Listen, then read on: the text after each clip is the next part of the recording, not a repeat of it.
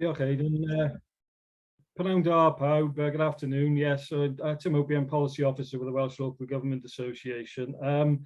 I became aware of the research that Ronald Dahl and his associates carried out about 5 years ago. And there were two papers initially: why interventions to influence adolescents' behaviour often fail but can succeed, and in the importance of investing in adolescents from a development science perspective. And what struck me in some of the findings, which identified that status, respect, and empowerment when working with young people are crucial in motivating them, was how that underpinned some of the major developments that we were working on in Wales. You'll be familiar with the whole school approach, the whole system approach with the NEST, nurturing, empowering, safe and trusting principle, the no wrong door, but also the new curriculum. Youth work principles run through the findings as well. For colleagues who aren't aware, the youth work principles and purposes document, there are 5 pillars: empowering, educative, expressive, participative, and inclusive. So as you can see, they resonate with that also. Before I hand over to Professor Ronald Dahl, I was reading a blog last week, and I'll put the link to the blog in the chat in due course, by a clinical psychologist called Naomi Fisher. The blog was entitled "The Side Effects of School, a Crisis in Mental Health That Can't Be Solved Through Therapy." And she pointed to some research by Edward Dechy and Richard Ryan, which shows that in order for a person to be intrinsically motivated, they need autonomy, a sense of mastery, and good quality relationships. I hope I haven't stolen too much of Professor Dahl's thunder. Obviously, you've come here to listen to him, not to me. So I will segue into Professor Dahl, and thank you for attending. Thank you very much. It's really a pleasure to be here this afternoon, your time, from morning in California. And it was a great introduction because the issues around autonomy and wanting to matter are at the heart of what we're going to be talking about in today. And I also want to emphasize that when I talk about the research, these are interdisciplinary teams. It's really about a large group of individuals across many disciplines. I'm going to share my screen and we can begin. And the first thing I want to say is that although in many ways what I'm going to be focusing on is adolescent brain development, it's really about how the brain learns. And when I talk about learning, it's not just taking in information and remembering it the way we think about learning in a narrow way, but it's really about learning about who we are in relation to other people, our values, our motivations that we feel in a heartfelt way, and understanding how brain development creates opportunities for those kinds of learning experiences is really at the heart of how to use this information in ways that hopefully will resonate with educational principles and priorities and preparing young people for successful lives, working lives, contribution lives. The next thing I want to say is that the science that we find most relevant isn't simply about brain development. It's really what we call the developmental science of adolescence. And when I say developmental science, it's really very much an interdisciplinary approach. It is a field that has emerged over the last 10 or 15 years, beginning with a lot of focus on early brain development, but it brings together not only developmental neuroscience, the study of brain development, but also developmental psychology, education sciences, the science of learning and different aspects of learning. And it's very relevant to public health and the social, clinical, and implementation of the basic science in real world settings. We need teams that work across those levels. And it's very important in relation to understanding the role, not just of taking in the right information and pedagogy, but the social, economic, and cultural contexts that shape our values. And I'm going to unpack that in a more careful way and scientifically as we proceed. The first thing is, let's define what we mean by adolescence. It's a term that gets used in a lot of different ways. And I think people who debate and try to come up with a rigorous definition of adolescence often do that by beginning with the transition from childhood into adolescence, which is associated with the beginnings of changes around puberty, the rapid growth and changes that are beginning.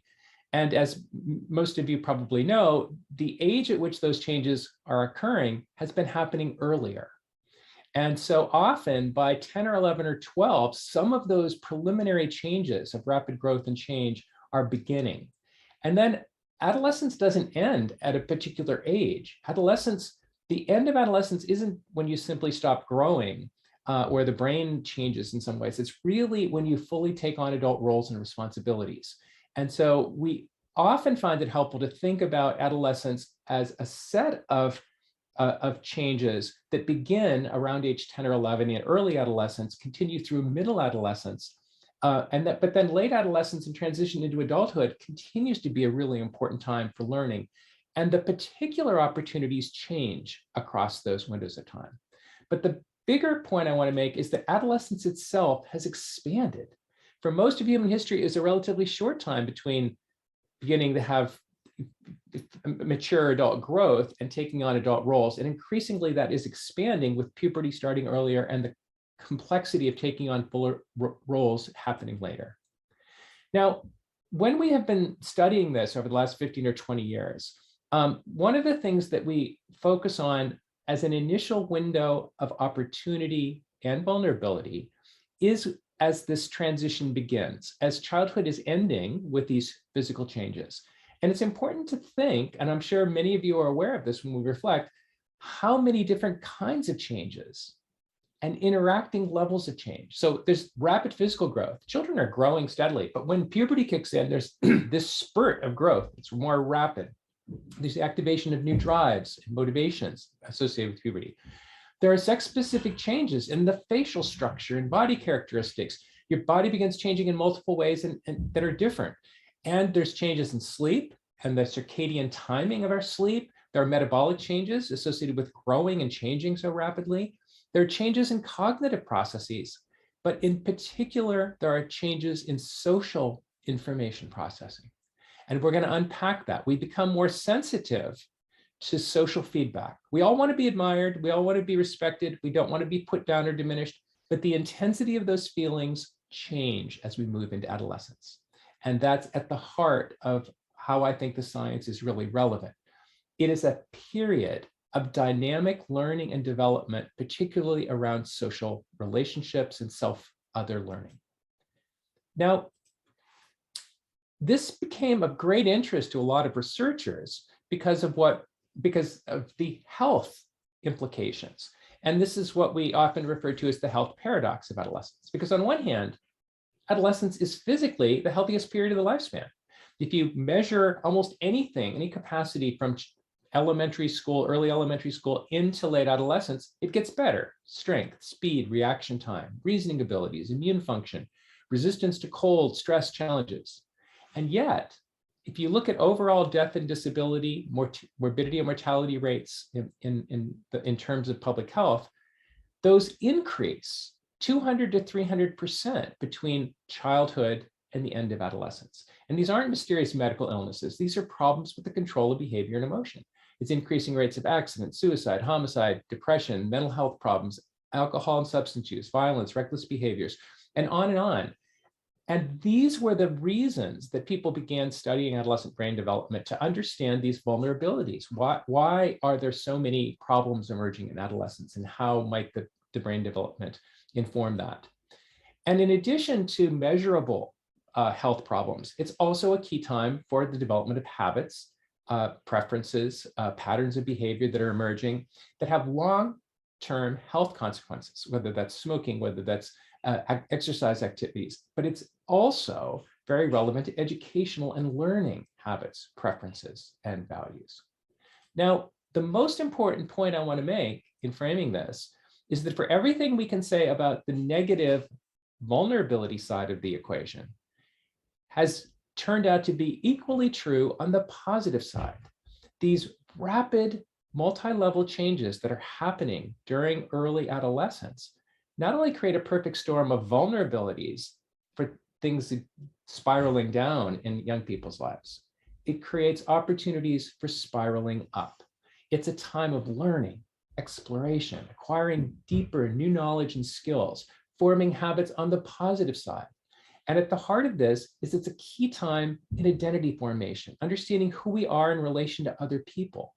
And intrinsic motivations are at the heart of this.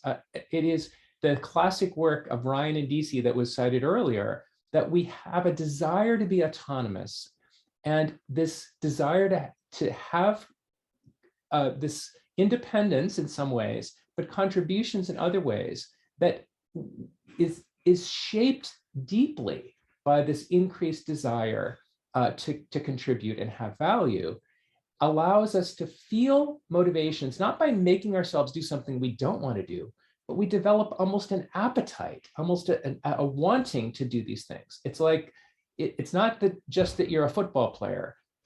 It's not just that you like to play football, it's that our identity is as a football player. It's a heartfelt goal.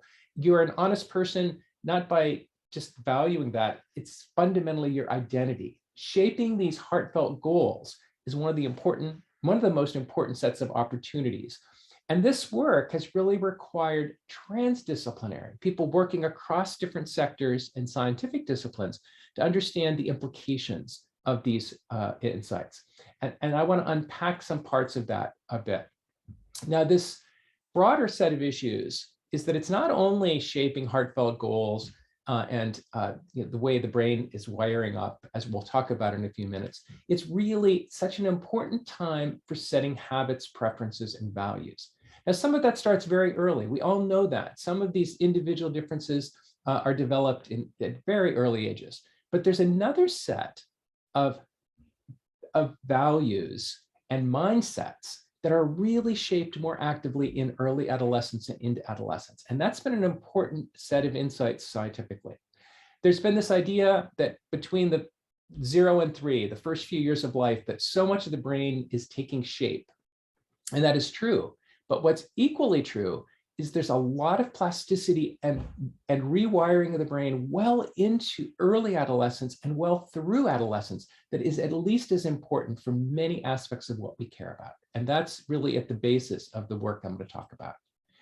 Now, this idea that if we understand how learning happens in the brain and the particular ways that learning is more sensitive to influences in adolescence, that creates insights into windows of opportunity, not just for the negative spirals and health problems that we talked about earlier, but for positive opportunities to help elevate young people, to help them be having uplifting experiences that not only have positive effects on their health, education, and social and economic success, but also to societies by increasing their capacity to contribute in valuable ways.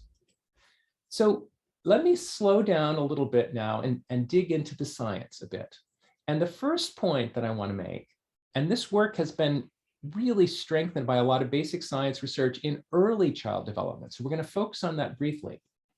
The core principle here is that learning and brain development are inextricably intertwined. They are interacting constantly from birth well through adolescence and early adulthood. What do I mean by that? I mean that patterns of experience are altered as the brain develops, and as we learn and take in new information, the brain development is influenced. I'm going to give you a couple examples of this. We know this deeply from work in the first few years of life. A key aspect of how young children master new capacities, learning to walk, talk, recognize faces, is that they're attracted to practice those behaviors over and over and over again. A toddler learning to walk takes thousands of steps, covers about 46 football fields a day, and multiple up to 100 times falling down and getting back up. That's a lot of practice. That's a lot of grit and resilience to keep getting back up, not because they have executive function or push themselves. They have a natural inclination. Wiring up the control of eye movements and vision. By 2 months of age, Mark Johnson's work has shown infants have moved. They've executed their eye movements 2.5 million times. That's a tremendous amount of practice. The wiring in the brain is being shaped. What are they looking at? They're looking at faces. they're naturally drawn to look at faces and study faces and recognize emotion in faces. The brain is prepared to learn how to walk and talk and recognize emotion in faces, and it practices it over and over again. And that practice is shaping the neural connections. They're learning a particular language. They're learning particular people's faces. They're learning to pay attention to particular emotions. That learning is formative and foundational, but it's not only happening in the first few years of life. Those experiences of brain development and learning going hand in glove are happening well through adolescence. And in contrast to some of the ideas that adolescent brains are broken or not up to speed as an adult brain, adolescent brains are phenomenally well suited to what adolescents should be doing, to learn and develop in new ways. And they actually learn more rapidly than adults learn in many situations. The science of learning is showing us increasingly in rapidly changing environments, volatile changing environments, adolescents learn faster than adults. And they are quick to flip modes between exploring new ways of doing things and persisting when they work in ways that adults aren't as good at. So the adolescent brain is remarkable. It's really well adapted to the tasks and challenges of adolescence. And what makes it awkward and seem less efficient in some cognitive ways is because there's extra attention and response to emotional and social information. As puberty kicks in, there is an increase in sensation seeking, liking new, uncertain experiences a bit more, and being more socially motivated and more responsive and reactive to social evaluation. Now that creates a lot of noise, creates a lot of emotional noise. And anyone who's spent a lot of time with young people in 11, 12, 13 knows how emotionally noisy those social environments are. But that is a learning environment. They're figuring out who they are and how to navigate social situations. And that learning is not only allowing them to develop social and emotional skills, which we know are fundamental and formative, but it's also allowing them to develop individually their own social and emotional tendencies and values. Now, the analogy here is that there are processes that are a bit akin to a toddler learning to walk, or an infant learning a language, or an infant learning to read emotions in other faces. The brain naturally is attracted to and wants to learn those things. And if you just give them positive opportunities, they will learn those things. They don't need to be drilled or forced to practice. They will actually want to naturally engage and are motivated to learn those things. So the question for many of the researchers is, well, as puberty is kicking in and as these changes are occurring, what does the adolescent brain want to learn? What does it want to be practicing? And actually, we have learned a lot about it, and it would fit with what I think a lot of good observers and good parents and teachers and coaches and grandparents have observed for a long period of time. What they want to be learning about is relationships and others. It's about learning who they are in relation to other people. This motivation to engage in new ways with social relationships, who they're attracted to, how they feel charged emotions about friends and who betrays whom and who you trust. The intensity of those feelings, whether you're admired and respected, whether you're mastering things that are valuable, the emotions around those experiences, those are important across the entire lifespan. We all want to be admired and respected. We all want autonomy, but the intensity of those feelings, the negative experience of being humiliated or disrespected is more intense, and the thrill of being admired and taken seriously is also more intense. And the learning that's happening is so shaped by the community and culture. There's an increased appetite, a wanting to belong and feel valued, that naturally inclines young people to want to contribute and to matter in a larger way. It's part of searching in some ways for meaning and purpose in some larger way that is emerging for the first time in new ways in adolescence. So this brings us to briefly summarize a lot of research that has tried to unpack the details and specifics about what's happening in the brain as puberty is beginning. And most of those changes aren't in how we think or our cognitive processes or just how we take in information in abstract ways. It's about how we process social and emotional information and how those shape our natural motivations, our intrinsic motivations, what we naturally want to do, what we feel drawn to want to do and contribute. And this increase in liking some kinds of intense experiences, and this increased sensitivity to social value feedback. Do I matter? Am I important? Do I have some, not only a sense of belonging, but contribution in the context, the social context in which I want to belong? Those dynamics are driving learning. There's an increased desire to be respected, to earn prestige, not just to be dominant, not just to win competitions, not just to be popular. Those things we know those things become more important. But there's also these opportunities to earn prestige, to be admired for being kind, for being generous, for being honest, for being helpful to other people, for being funny. There are many ways to find a social niche where you're contributing in ways that make you feel a sense of belonging and value. And the hunger for that is powerful in adolescence and can be a positive motivation to find ways to contribute in larger ways and to shape your individual heartfelt goals, what you naturally want to do because you feel that's intrinsically who you are. Now, this idea has been examined in a variety of ways. One of my favorite quotes that captures this is a famous quote from Maya Angelou. She said, "I've learned that people will forget what you said, they'll forget what you did, but people will never forget how you made them feel." And we all know that. We all know that experience. That set of experiences where you're trying to give information to someone, but you make them feel diminished or disrespected or put down or humiliated, the intensity of those feelings is amplified in adolescence. But the reverse is true. The capacity to inspire young people by creating opportunities for them to master difficult things, to support them through that, and to find ways to contribute is more thrilling, just as being put down is more painful and humiliating. And those dynamics that become amplified are at the heart of creating positive on-ramps for young people in a variety of ways, not just to be successful in school or in sports. Those are wonderful ways to have these experiences, but to find a wide range of ways to contribute, feel connected, and matter.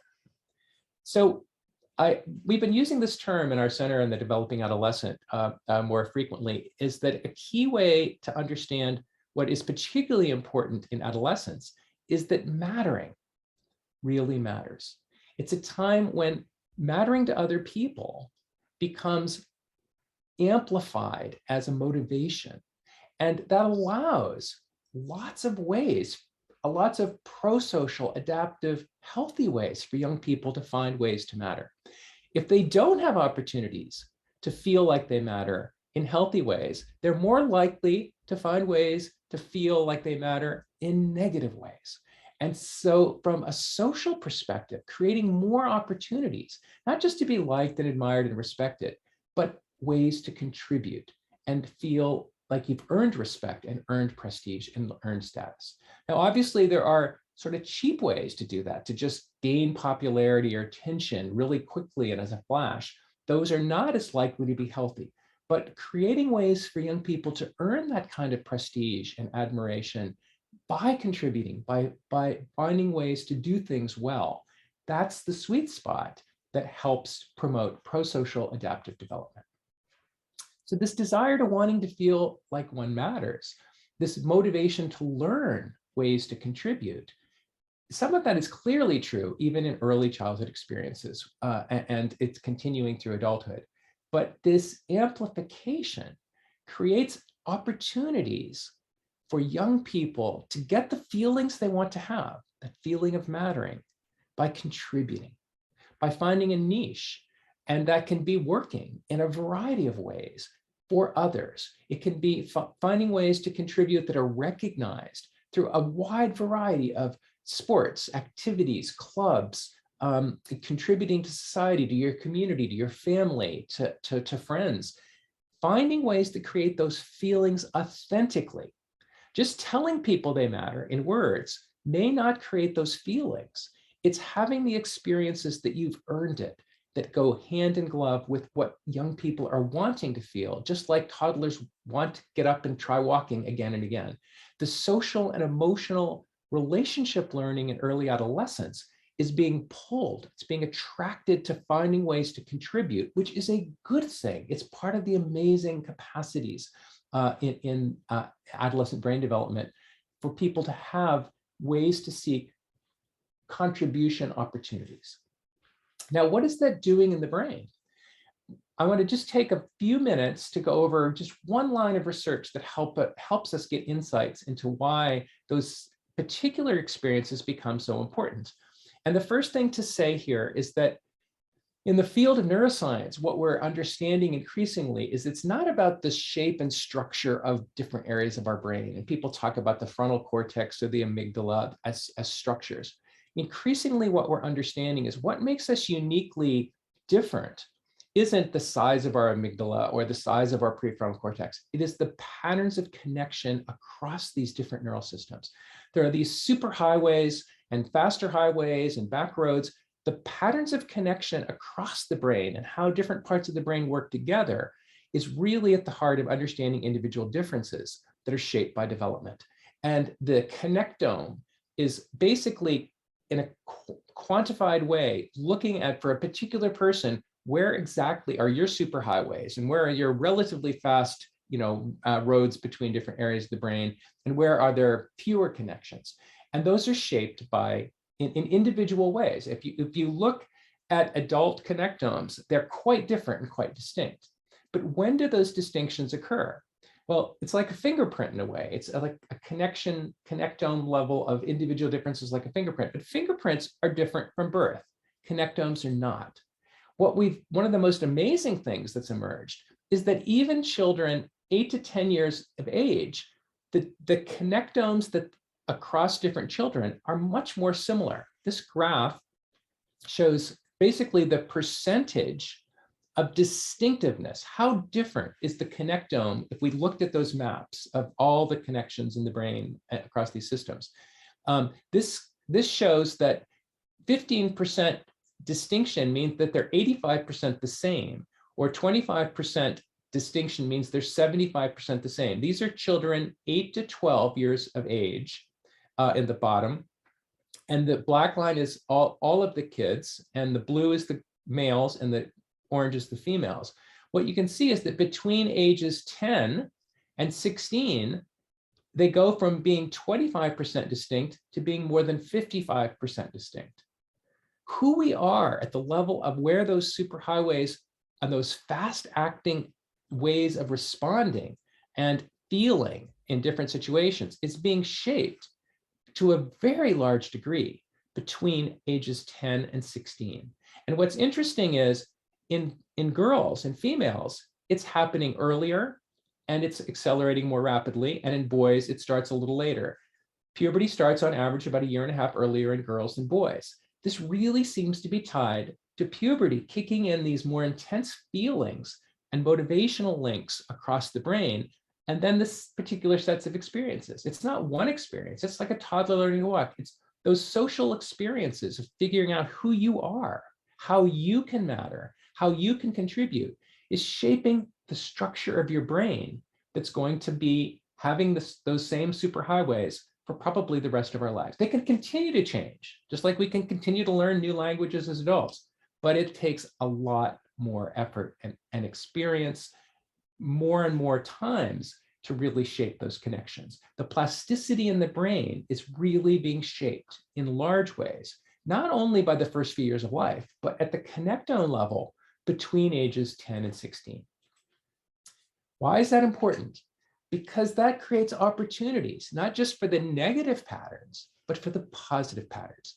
Between ages 10 and 14 is one set of transitions as puberty is kicking in, when a lot of young people feel like they don't belong in school. That's not their world. That doesn't make them feel a sense of belonging. And they begin to disengage. And by 8th grade, as they are moving in the US system, by the time they're 14, they may really just fall off the academic cliff. That's not their world. Having other ways for them to connect and contribute and master challenging things becomes even more important in that window of time. And at the same time, there's this increase in sensation seeking. They like new and exciting things, which can make them more likely to take risks. But those risks can also be positive. If they could take risks to try new things and they master them, those can be positive pathways. It's a key time in social identity formation. When we're learning about ourselves in relation to others and creating these feelings of belonging and connection and feeling valued and respected, having positive experiences in those ways, and the particular channels, whether that's through sports or writing or literature or civic engagement or helping or working in a job that makes you feel valued, earning prestige in these positive ways by contributing and mastering difficult challenges is really shaping individual development in powerful ways.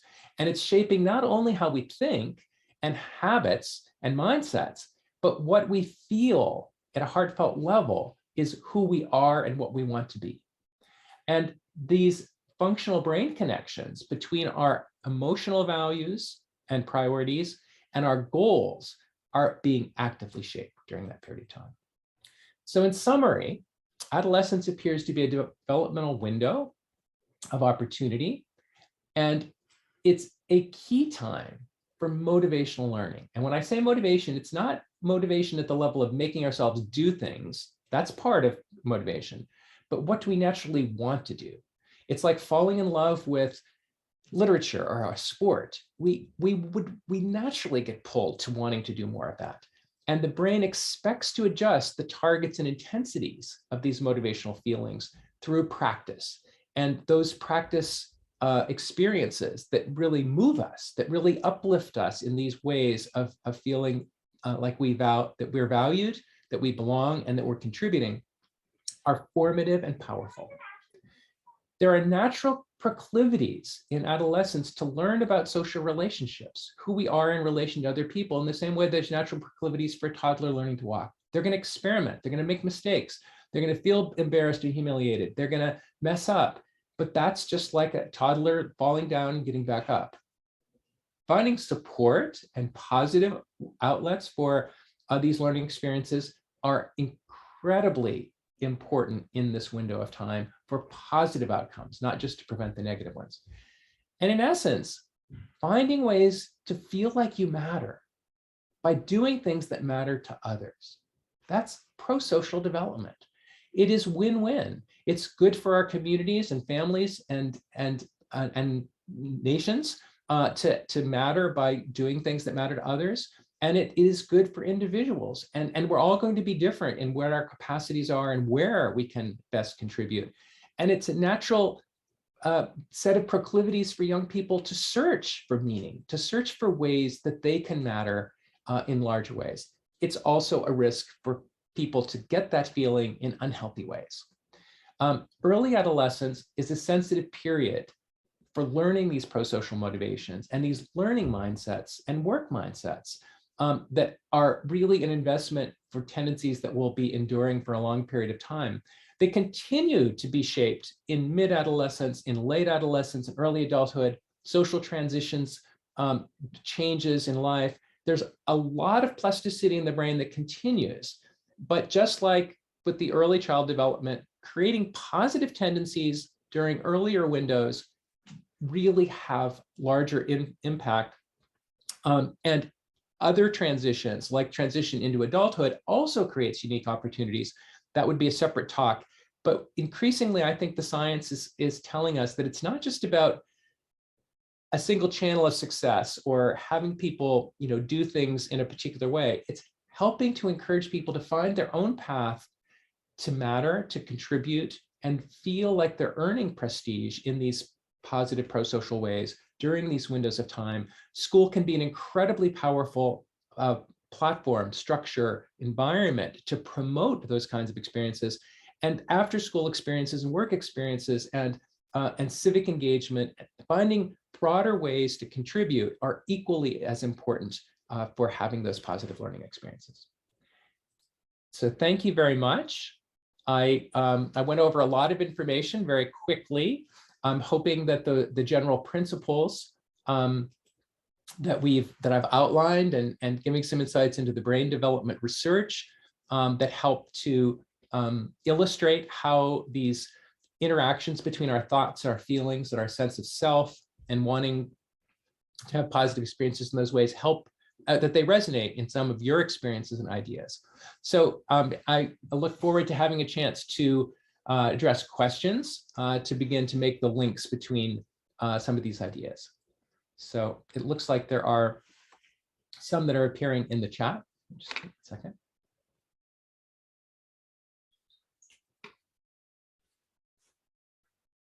So the issue of young people who have experienced trauma is a huge issue. A lot of my colleagues, a number of colleagues around the world have been focusing on this for a variety of reasons. It's been a huge interest in the United States, looking at different kinds of trauma. And that includes, there's a lot of interest in our country of how inequality and poverty and racism contributes to some kinds of trauma. Obviously, we have war situations around the world that create trauma for young people.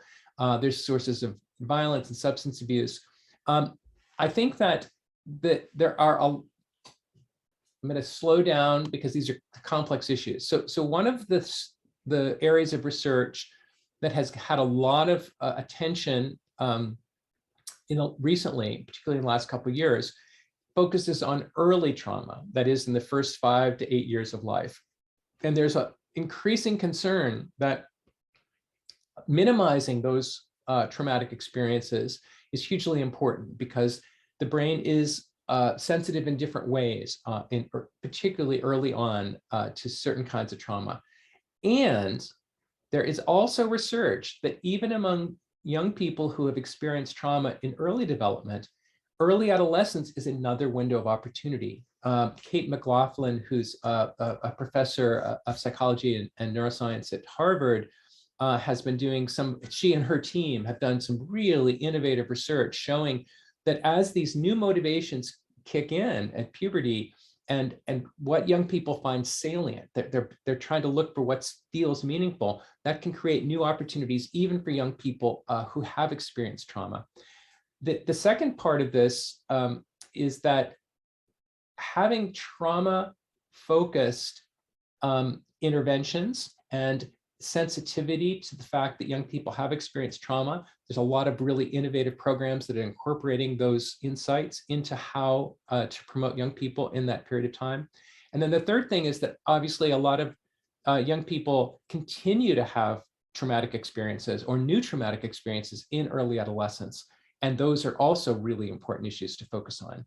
I think that the most important principle I want to highlight from a lot of research in this area, including some of my original team's research looking at anxiety and depression in children and adolescents, is that focusing on the negative experiences is important to understand individual differences.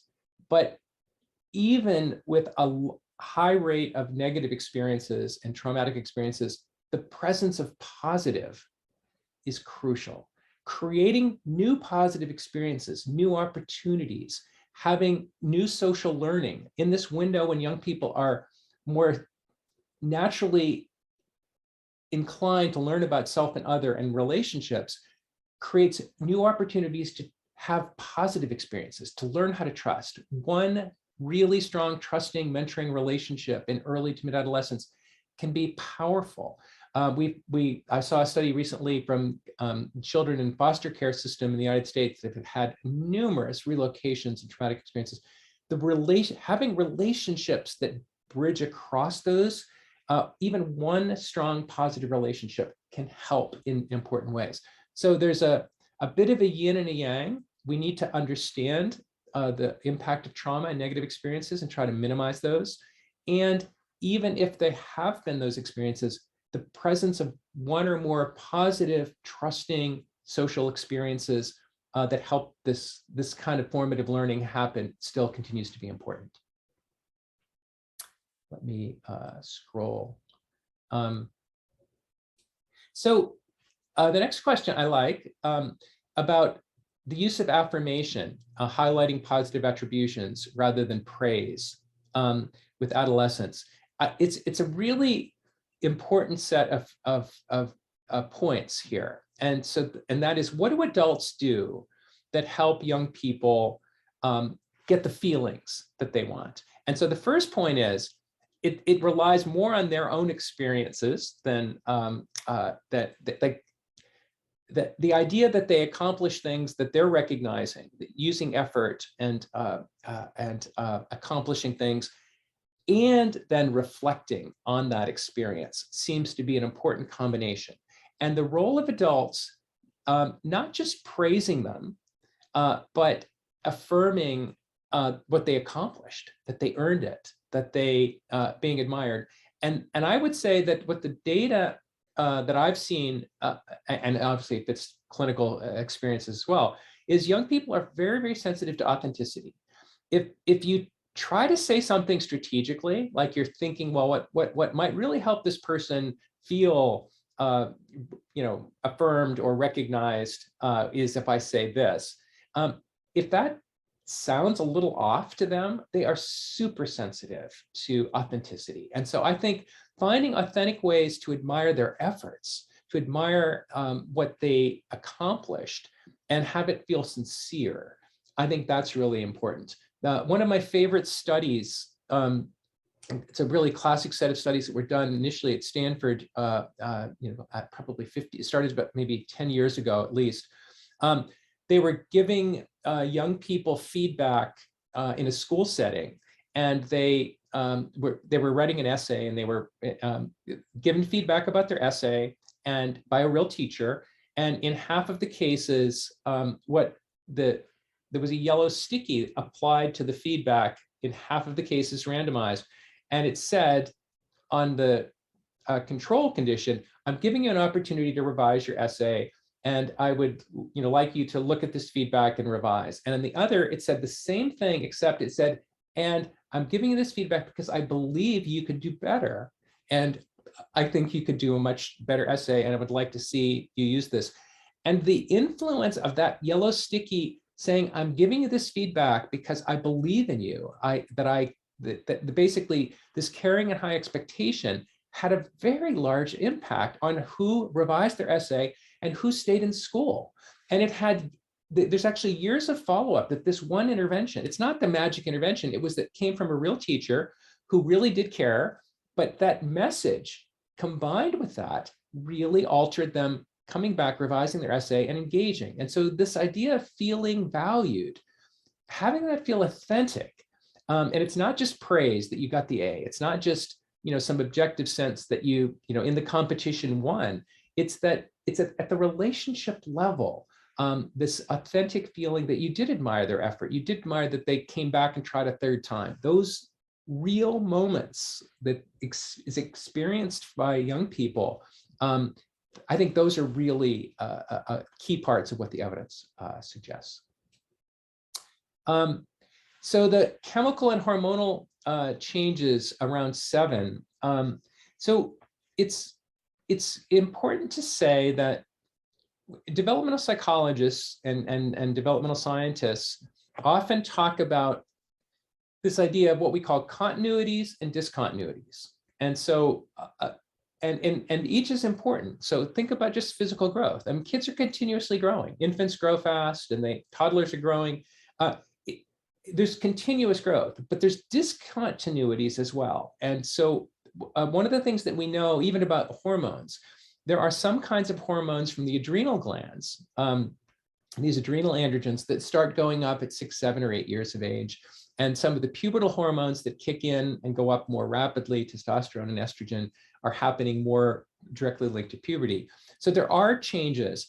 But when we think about emotional challenges and we think about difficulties that young people are having, the role of hormones is actually pretty small. It amplifies experiences. It doesn't cause the experiences. And so when you think about a hormone level going up, testosterone goes up in both boys and girls. In fact, it starts up earlier in girls as they kick into the beginning phases of puberty. It doesn't make them aggressive. It doesn't make them irritable. What it does is it makes them more sensitive to certain kinds of experiences. If we focus too much on the hormones, we're not going to understand it's that the learning experience is really what is important. And that extra sensitivity to positive learning experiences, being admired, being recognized for your extra effort, having sincere, authentic, feeling valued and belonging, those are powerful experiences. And the fact that they're amplified a little bit as the hormones begin, and in even age 6, 7, 8, they're beginning to kindle up, and then they go up more strongly later. I think there's continuity. Some of these things are similar in young children and early school age children, but they get intensified as we get closer to puberty. So I think that's probably the better way to think about those things. And regulating emotions and managing stress, and these are huge issues, not just in trauma or with ACEs, but also it's just part of life. We are constantly adapting to challenges and difficulties, and stress is a threat. It's a challenge. As everyone knows, it's filled with paradox. There are positive threats and challenges. If we didn't have threats and challenges, we wouldn't learn and adapt. What makes a challenge a positive learning experience? What makes a challenge or a stress an overwhelming and negative learning experience? Those are really at the heart of how we as teachers or coaches or parents can scaffold, can help make it more likely that those are positive, successful experiences. Regulating emotions is something that I actually spent a lot of my early career studying in relation to anxiety and depression and as well as anger. And I think it's important that we not think of emotion regulation as just the prefrontal cortex squashing down the emotion, because what we know, and if we reflect on our own experiences, it's often a hand in glove process. How do we incorporate what we're feeling in positive ways with our behavior? We're not regulating our emotions often. We're regulating our behavior that has been activated by our emotions, and finding ways to take that surge of arousal, to take that fear, the uncertainty that makes us surprised, and incorporate that into adaptive behaviors, or to reflect for a moment. Learning how to do that is essential. How do we learn how to do that if we don't have some strong emotions to deal with? I mean, it's like, how do you learn to drive really fast on a highway with a lot of cars if you're not out there driving fast a lot of cars? You start out slower, but if you never have those experiences at the higher intensity, young people are drawn to strong emotions in part because that's what they're learning how to do. And sometimes they're going to mess up a bit. They're going to overreact. They're going to not have practiced how to deal with certain feelings. And so if we think of these as learning experiences and help them learn how to manage their emotions, I think those are really key aspects of those processes. So I'm moving along the chat here. Pedagogical approaches should move towards co-construction of knowledge rather than transmission. So yes, yes, and yes. So I think that's the sense of partnering with young people and co-creating learning experiences. I think moving away from imparting knowledge and encouraging discovery. We were doing an intervention.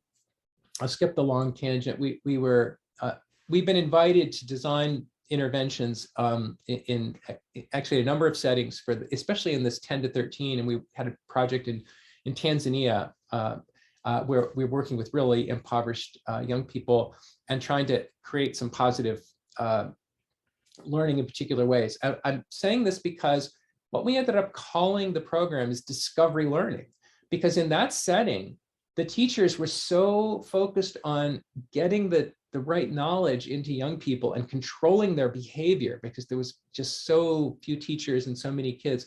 It was so focused on controlling their behavior and pushing the knowledge in ways that went against the grain of what young people at these ages want to be doing, creating discussion groups and creating more autonomy earning ways to learn and help each other, because it's about discovery. Discovery is when something is unexpected and you find it. It's that surprise. It's exciting to make discoveries. Being told how to do something, being told you have to practice how to do it over and over again until you're good at it, doesn't have that feeling of discovery.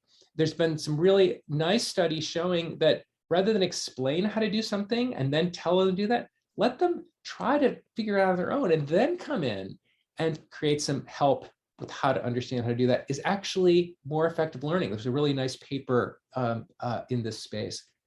And then the second part is how to deal with the uncomfortable aspect of struggling, how to develop distress, a little bit of distress tolerance, how to, you know, I think one of the metaphors, one group of colleagues been using is how to climb out of the learning pit, because we all get into the pit, but how do you climb out of it? And rather than just give up or say, this is terrible, helping young people figure out for themselves how to climb out of the learning pit. So I think this idea of co-creating and encouraging autonomy, and again, it's not to give them complete freedom, it's that they get more freedom if they earn it. And so helping that this be a partnership and it's mutual respect. I mean, how many times have we learned if we want to influence other people, that accepting some influence actually might be a nice middle ground if we're unwilling to accept some influences. And it's easy to try to take the authority position and you should listen to me because I have authority, or you know, as a teacher, as a parent, as a scientist. But if we partner in a more give and take way, I think that is just wicking human motivation in a more natural way. So I think that's a great set of issues. And I'm sure you all have some wisdom and insights into some aspects of this. And I think recognizing that it becomes even more important as young people are, you know, moving into early adolescence, that they feel that they're respected and they have a voice, not that they have complete freedom. Of course, in fact, I think the evidence is suggesting that it's this combination of warmth and support and creating some freedom and having high standards. On that yellow sticky, it wasn't like, oh, you can do whatever you want and revise the essay. It was like, I believe you could do better, and I'm going to hold you to that. Having high expectations is actually admiring their capacity. That's what they want. They want to be admired. If we make it just easy for everybody and they can do whatever they want, that's not going to work either. So it's this mix of challenging them and believing in them, giving them some freedom, but then holding them to high standards. I think that there's that combination of the positive warmth, support, encouragement, and some autonomy, and wicking these experiences. So I see that Tim has appeared. I think that's probably a sign that we're at time. So I will. I think so. I think I will turn it over to you, Tim. Thank you. I mean, that's been so enriching and fascinating, and there's some really good stuff for us to unpick in the chats there as well as some of the answers you've been able to provide. I mean, one of the strongest thing I think I can take from this is the comment that you know, having other ways than school to connect in society are crucial, and our curriculum is looking at that. And Welsh Government is investing in school enrichment trials currently, also in youth support services, maybe not to the level that some of us would like at the moment, but it's in the right trajectory. And of course, we must remember that you know, those children and young people that attend school do so for 15 minutes or thereabouts of every waking hour, which means that they're outside in learning environments for 45 minutes. So that's really important. Well, I mean, it's just for me to say thank you ever so much for your time this afternoon. I'm sure that everyone attending found it as interesting as I did. Just to remind everyone who is here that the slides and the recording will be made available on the EWC website in due course. If you have any further questions, I'm sure that they'll be mopped up by the staff in the EWC as well, and we'll have a look at those accordingly. But again, thank you ever so much for today. I don't know if there's anything else you wanted to add, Ronald, but no, just to thank you. I love engaging in these in the real world interface. I mean, if the research is going to be relevant, it should resonate, and then which questions emerge as most relevant is important for the science. So this has been really very enjoyable, and look forward to hopefully, you know, some more interchange at some point in the future. I think in some respects, it reinforces that we in Wales are heading in the right direction in some areas as well, which is really good. Yeah. Okay, well, thank you, and thank everybody for attending, and have a good afternoon. Thanks.